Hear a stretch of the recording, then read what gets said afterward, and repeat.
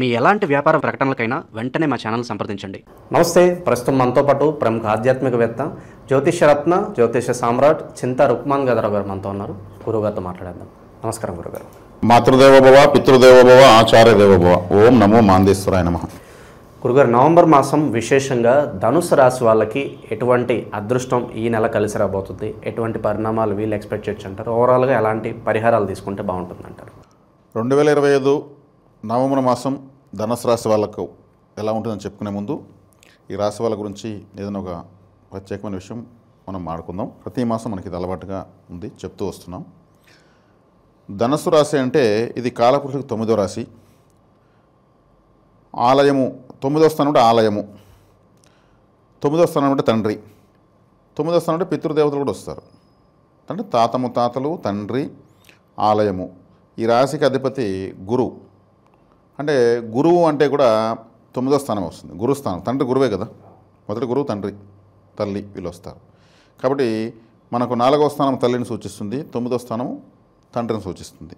కాబట్టి ఈ రాశిలో పుట్టిన వాళ్ళకు ఖచ్చితంగా పితృదోషం ఉంటుంది.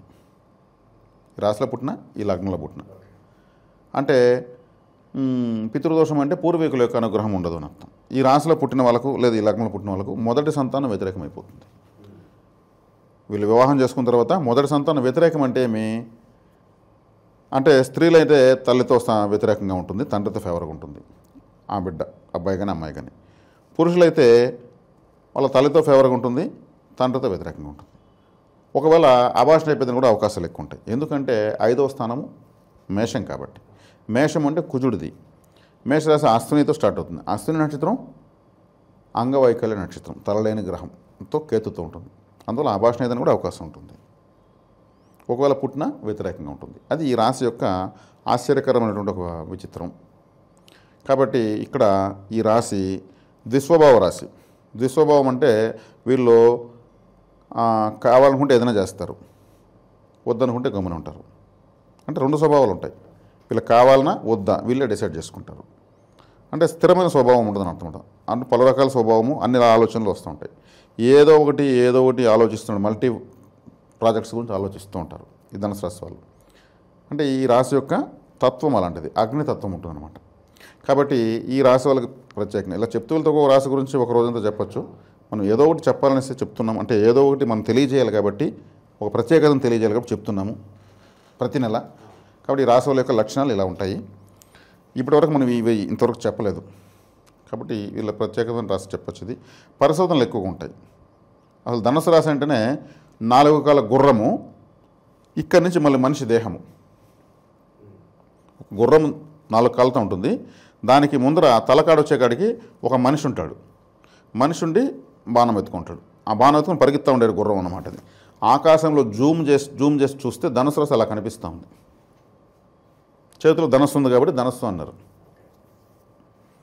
అది తర్వాత ఈ నవంబర్ మాసంలో వీళ్లకు సప్తమంలో ఉన్నటువంటి గురువు రాశ్యాధిపతి అష్టమంలోకి వచ్చి ఉచ్చస్థితి పొందాడు.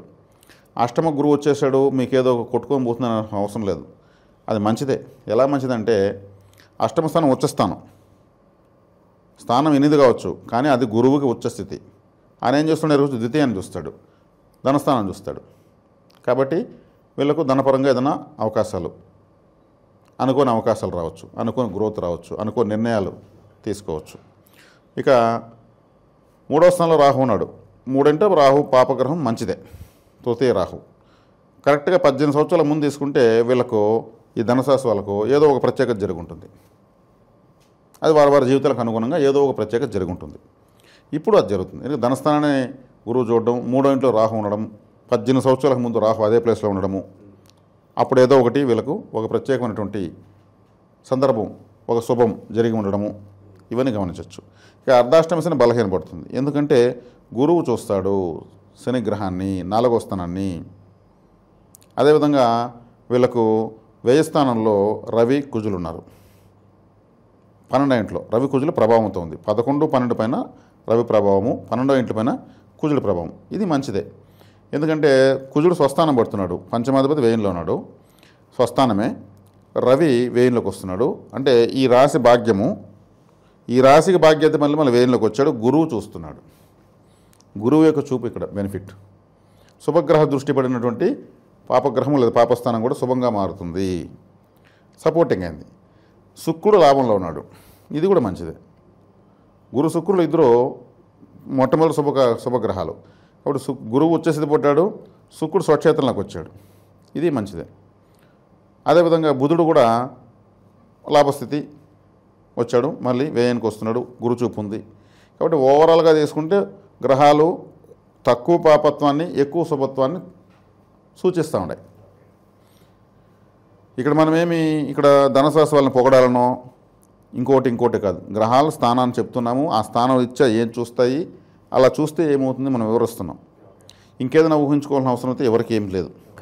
సో ఈ గ్రహాల స్థానాలు బట్టి మొట్టమొదటిగా జరగబోయే ప్లస్ అంటే ఏం చెప్పవచ్చు ఈ నెల విశేషంగా? అంటే అష్టమ స్థానం అంటే ఆకస్మిక స్థానము, ఆకస్మికమైనటువంటి నిర్ణయాలని చెప్పాను నేను. టక్మని ఏదైనా వ్యాపార నిర్ణయము, వివాహ నిర్ణయము, తర్వాత ఏదైనా కొనచ్చు, ఒక వెహికల్ కావచ్చు, బంగారు కావచ్చు. ఎందుకంటే గురువు బంగారు కారకుడు, ప్రపంచంలో ఎక్కడ బంగారు ఉన్నా అది గురువే. లాంగ్ టర్మ్లో కలిసి వస్తాయి అంటారు, వాళ్ళకి కలిసి వస్తుంది, డౌట్ ఏం లేదు. ఎందుకంటే ఉచ్చస్థితికి వచ్చాడు, ధనకారకుడు ఉచ్చస్థితికి వచ్చాడు. ఉచ్చస్థితికి వచ్చి మళ్ళీ ద్వితీయాన్ని చూస్తాడు, కుటుంబ స్థానం చూస్తున్నాడు. కుటుంబ స్థానం చూసినప్పుడు ఏమవుతుంది, కుటుంబం అంటే ఏంది, మగవాళ్ళైతే భార్య పిల్లలు, ఆడవాళ్ళైతే భర్త పిల్లలు, ఒక గృహస్థులైదానికి అవకాశం ఉంటుంది. అదేవిధంగా ఈ సమయంలో పెట్టుబడులు అనేవి అభివృద్ధికరంగా మారేదానికి అవకాశం ఉంటుంది. ఆడ అష్టమ స్థానం గురువుకు నీచ అయింటే ఆకస్మిక నష్టాలు, అష్టమ స్థానం గురువుకు ఉచ్చస్థితి కాబట్టి ఆకస్మిక లాభాలు, ఆకస్మిక శుభ వార్తలు, శుభ పరిణామాలు ఇవి జరిగిన అవకాశం ఎక్కువ. ఆయన వెళ్ళి మళ్ళీ 4వ స్థానం చూస్తున్నాడు, గృహస్థానం, గృహ వాహన స్థానం చూస్తున్నాడు. గృహము, వాహనము, ఇల్లు, సొంత ఊరు, విద్య, వేసుకునే బట్టలు ఇవన్నీ 4వ స్థానానికి వస్తాయి, అవన్నీ చూస్తున్నాడు. కాబట్టి వాటిల్లో అంతా ఇప్పుడు ఈమె ధనుసు రాశి పుట్టి ఒక గొడ్డలంగడి పెట్టుకున్న వ్యక్తికి గురువు చూస్తాడు కాబట్టి ఆటోమేటిక్ బాగుంటుంది. బట్ట అంటే శుక్రుడు, మళ్ళీ శుక్రుడు లాభంలో ఉన్నాడు కాబట్టి ధనకారకులైనటువంటి గురు శుక్రుడు ఇద్దరు బాగున్నారు. కాబట్టి ఇది శుభసూచకం. శుభగ్రహాల పవర్ ఎక్కడెక్కడ పడుతుందో అడంతా గొప్ప స్థాయి వస్తుంది. ఉదాహరణకు ఏ ఆదానియో అంబానియో ఒక విలేజ్కి వచ్చేస్తాడు కారు వేసుకొని, ఇక్కడ నేను ఫ్యాక్టరీ కట్టాలో నాకు అనేసి. అప్పటి వరకు దిక్కుదేవం లేని ఏరియా అది, వాళ్ళు అడుగు పెట్టగానే రియల్ ఎస్టేట్ వెంచర్లు వచ్చేస్తాయి. ఆదాని వాళ్ళు పెడుతున్న వెంచర్కి కేవలం 4 కిలోమీటర్ దూరంలోనే మన వెంచరు పాంప్లెట్ కూడా వేస్తారు. అన్నీ కేవలం 10 కిలోమీటర్లే అంటారు వాళ్ళు, పాంప్లెట్ అలా కొడతారు. అంటే ఆయన మహాసంపన్నుడు, ఆడొచ్చి పరిశీలించేసిపోయిన వెంటనే ఆ చుట్టుపక్కల భూములకు వాల్యూ వచ్చేస్తుంది. ఎకరా ₹1,00,000 అనేది ఎకరా ₹1,00,00,000 అంటారు. అట్లా గురు శుక్రులు ఎక్కడ చూస్తారో, ఎక్కడ స్థానాల్లో ఉంటారో అక్కడి నుంచి వాళ్ళ చూపులు వాళ్ళతో కలిసినవి శుభస్కరంగా మారిపోతాయి. గ్రహాలకు ఆ శక్తి ఉంటుంది. కాబట్టి ధనుసు రాశి వాళ్ళకు ఓవరాల్గా గ్రహాలు బాగా వచ్చాయన్నమాట. ఇంకెవరన్నా ఎక్కడన్నా ఏ మాస ఫలితాల్లో ఈ రాశి వాళ్ళకి ఈ మాసం చాలా కష్టం మీరు ఏదైనా డామ్ డూమ్ అంటే అది మనకు సంబంధం లేదు, మన వివరణాత్మకమైనటువంటి విశ్లేషణ మనం ఇస్తున్నాం. కాబట్టి ధనుసు రాశి వాళ్ళకి ఓవరాల్గా చాలా బాగుంది. ఇప్పుడు ఏళ్ళనాటి శని ప్రభావం లేదు, అర్ధాష్టమ శని ప్రభావం లేదు, గురువు చూస్తాడు, శుక్రుడు బాగున్నాడు, కుజుడు స్వక్షేత్రంకి వచ్చాడు. కొంచెం నిద్ర మాత్రం కొంచెం ఏదైనా కలత ఏదైనా ఉంది, ఎందుకంటే రవి కుజులు కలిశారు. రవి కుజులు కలిసినా గురువు చూస్తున్నాడు, నిద్ర కూడా ఏమి ఇబ్బంది లేదండి. ఫోన్ చూస్తే కూర్చుంటే మనకు సంబంధం లేదు రాత్రిపూట. కాబట్టి రాహు 3వ ఇంట్లో ఉన్నాడు, కేతు 9వ ఇంట్లో ఉన్నాడు. కేతు 9 అంటే అంత పాపేం కాదు. 9 వస్తున్నట్టు ఆలయం అని చెప్పాను కదా, కేతు మోక్షకారకుడు. ఇప్పుడు దైవారాధన, దైవ సాధన, మంత్ర సాధన చేస్తే బాగా సాధించవచ్చు. మంత్రాలు ఇవన్నీ కూడా అనుష్ఠానాలు ముందుకెళ్ళచ్చు, కేతు అక్కడ ఉన్నాడు కాబట్టి. కేతు అంటే సన్యాసి. సన్యాసి ఏం చేస్తాడు, ఆలయాలు, మఠాలు, పీఠాలు, ఆశ్రమాలు, అఘోరీలు అంటాడు. కాబట్టి దానికి సంబంధించిన పనే చేస్తే దాన్ని ఇప్పుడు సాధించుకోవచ్చు. మనం సాధించుకోవడానికి మంత్ర సాధన, దైవ సాధన, యక్షిణి సాధనలు ఇవన్నీ సాధించుకోవడానికి కేతు అడుగున్న రోజులు అవకాశం ఉంది. ఆయన ఇప్పుడు సపోర్ట్ చేస్తాడు ఇది. కాబట్టి ధనుసు రాశి వాళ్ళకు మల్టిపుల్ యాంగిల్స్లో బాగానే ఉంది. ముఖ్యంగా సెలబ్రిటీస్కి ఎలా ఉంటుంది, ఈ రాజకీయ నాయకులు కావచ్చు, పొలిటీషియన్స్ కావచ్చు, వీళ్ళకి ఎలా ఉంటుంది? రాజకీయ నాయకులు, పొలిటీషియన్స్ అంటే వాళ్ళు పూర్తిగా వాళ్ళ యొక్క వృత్తికి అంకితమై పోతూ ఉంటారు. అందుకే వాళ్ళు సెలబ్రిటీస్ అయినారు, రాజకీయ నాయకులు అయినారు. వాళ్ళు వేరే పట్టించుకోరు. వాళ్ళు నిజం చెప్తారు, అబద్ధం చెప్తారు తర్వాత విషయం. వాళ్ళు ఏం చెప్పినా వాళ్ళ సెల్ఫిష్ ఉన్నటువంటి వాళ్ళు ఫుల్ అండ్ ఫుల్లీ నేను బాగుండాలా అని ఆలోచించి తర్వాత ప్రపంచాన్ని ఆలోచించేవాళ్ళు.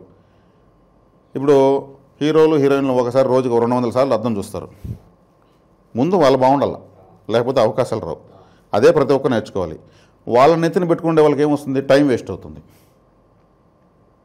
ఇప్పుడు ఒక హీరో ఉంటాడు, ఆయన ఇటు కొట్టగానే ఒక అశోక్ లైన్ లారీ తుక్కు అయిపోతుంది. వీళ్ళు సీట్ ఇచ్చేస్తారు. వీళ్ళ టైం ఎంత వేస్ట్ అవుతుంది ఆ సినిమాకి ఇచ్చి. వీళ్ళకు హీరోలను ఆదరించడం అభిమానించడం కాదని లేదు, కానీ ఇంకా వాళ్ళే జీవితము దానికి పనులు బిగబట్టి కొరుక్కొని అరుచుకొని కేకలేసుకొని టైం వేస్ట్. జీవితం చాలా విలువైంది, చాలా విలువ. ప్రతి సెకండ్ ఒక భగవంతుడు కూడా కట్టివ్వలేని ఏకైక వస్తువు సమయం మాత్రమే. టైంని ఎవరు కట్టివ్వలేరు. ఆ టైంని వీళ్ళ కోసం వృధా చేస్తూ జీవితాలు కోల్పోతున్నారు. ఈ జన్మను ఈ అనుభవిస్తున్న ప్రతి విషయాన్ని ప్రసాదించింది మనకు తల్లిదండ్రులు ప్రసాదించారు. వాళ్ళని బెదిరిస్తూ వదిలిస్తూ కొట్లాడుతూ గొడవపడుతూ డబ్బులు పెరుక్కొని పోయి సినిమాలకు ఖర్చు పెట్టి వాళ్ళని విలన్గా చూస్తూ మా వాడు మా మాట వినడం లేదు, మేము ఇంటికి పోతాం మా అమ్మ నాన్న ఏదో ఒక తలకాయ నొప్పి అంటే ఇంకా వాళ్ళు నీకు జన్మనిచ్చి ఇన్ని అదృష్టాలు అనుభవించేటువంటి అదృష్టాన్ని ఇచ్చినటువంటి వాళ్ళు విలన్లు. ఇంకా ఎక్కడో సినిమాలో ఉన్నటువంటి ఒక వ్యక్తి అతను బతుకు తెరువు కోసం సెల్ఫిష్గా ఉన్నటువంటి వ్యక్తి, అక్కడ నటిస్తున్న వ్యక్తి జీవించడం లేదు. పేదవాడిగా నటిస్తాడు, ₹1,00,00,000 తీసుకుంటారు లేదా కోట్లు తీసుకుంటారు. అక్కడ అతను చూసి ఏడుస్తున్నారు. ఇంట్లో తల్లిదండ్రులు చూసి ఏడవచ్చు కదా, తల్లిదండ్రులను ఆరాధించవచ్చు కదా. ప్రతిరోజు తల్లిదండ్రులు పాదాలు కడిగి నెత్తిని నీళ్ళు చల్లుకునే ఎంతమంది ఉన్నారు. ఇప్పుడు నేనున్నానండి, యూట్యూబ్ ఛానల్లోకి వచ్చాను. వచ్చిన రోజు నుంచి నేను జై సీతారాం అన్నట్లు జెండా ఎత్తుకున్నాను. ఏ వీడియో మాట్లాడినా మాతృదేవోభవ పితృదేవోభవ అని కూడా నేను ఏ వీడియో చేసినట్టు ఉంటుంది.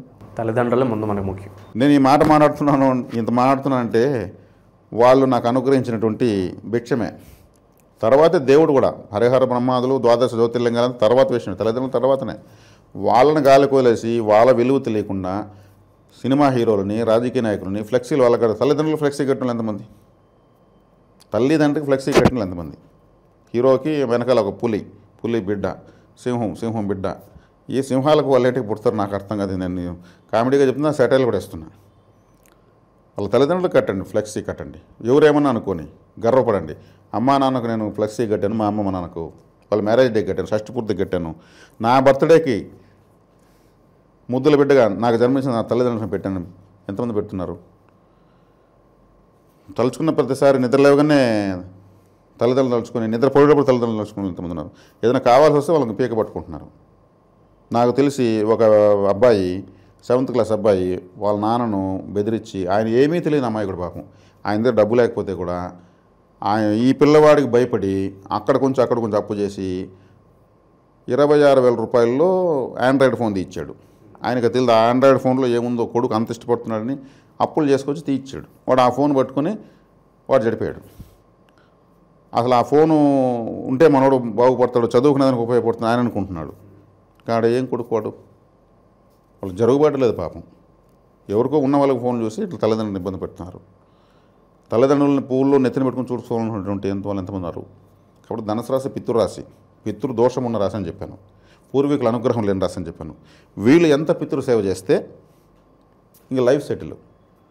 కాబట్టి వీళ్ళ పూర్వీకులు మరి చనిపోయారు కదా, వాళ్ళు ఉంటారంటే అంటే వాళ్ళ స్మృత్యర్థం ప్రతి అమావాస్యకు 5 మందికి అన్నం పెట్టండి. మా తాత ముత్తాతలు వాళ్ళంతా ఉంటే మా నాన్న వాళ్ళు మా అమ్మ వాళ్ళు వచ్చారు. తల్లి తరపు పితృదేవతలు ఉంటారు, తండ్రి తరపు పితృదేవులు ఉంటారు. 2 శక్తుల కలయికే మనం పుట్టాం. తల్లి తండ్రి మనల్ని అనుగ్రహించారు. ఇటువైపు తల్లి తరపు పితృదేవతలు, తండ్రి తరపు పితృదేవతలు ఉన్నారు. వాళ్ళని తలుచుకుని ఒక 5 మందికి భోజనం పెట్టండి. కర్డ్ రైస్ తీసుకోండి, చిన్న వాటర్ బాటిల్ తీసుకోండి, ప్రతి అమావాస్యకి ఇవ్వండి. ఫలితాన్ని ఆశించొద్దండి. ఏమి ఇవ్వరు, మీకు ఆశీర్వదిస్తారు అంతే. ఆశీర్వాదం మించినటువంటి అదృష్టం ఇంకోట్లేదు.